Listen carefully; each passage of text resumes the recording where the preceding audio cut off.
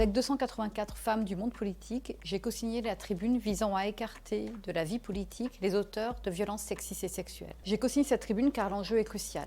L'égalité entre les hommes et les femmes devait être la grande cause du quinquennat et la lutte contre les violences sexistes et sexuelles également. Force est de constater qu'aujourd'hui, cette préoccupation n'a pas été prise en compte par le gouvernement. Pour preuve, le budget pour 2022 ne consacre que 0,01% du budget de l'État à la lutte contre les violences faites aux femmes et à la lutte pour l'égalité entre les hommes et les femmes. Avec le mouvement MeToo, on a assisté à une réelle libération de la parole des femmes victimes de violences sexistes et sexuelles.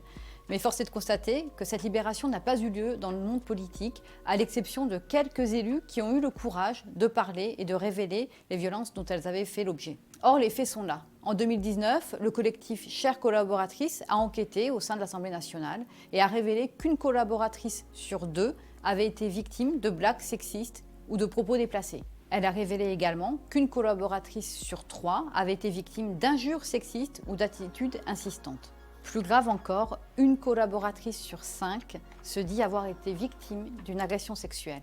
Une autre étude a été menée en 2019 par l'association Élus locales avec nous toutes. Cette enquête a été menée sur les propos de 350 élus, dont 91% de femmes élues à l'échelon municipal dans 300 collectivités. 40% d'entre elles révèlent avoir été victimes de sexisme et 44% de ces cas n'ont donné lieu à aucun signalement, ni au niveau politique, ni au niveau RH. Je suis une femme élue, j'emploie des collaborateurs, j'emploie des collaboratrices et les violences sexistes et sexuelles n'ont plus leur place en politique. Il faut aujourd'hui que le mouvement MeToo, qui a permis cette grande révélation de ce que vivaient les femmes au quotidien, prenne sa place aujourd'hui dans le monde politique et qu'on écarte systématiquement les auteurs des violences sexistes et sexuelles de l'investiture pour les mandats à venir. Aujourd'hui, ce mouvement, il a toute sa place en politique afin de mettre fin à des comportements qui sont non seulement inacceptables, mais qui peuvent être aussi criminels.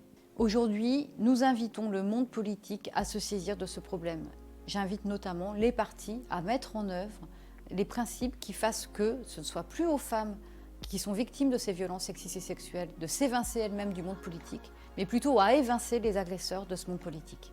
En 2022, nous avons des échéances électorales très importantes qui arrivent. Il est temps de mettre enfin en œuvre ces principes afin de protéger les femmes d'une part et leur permettre de s'épanouir aussi dans le monde politique.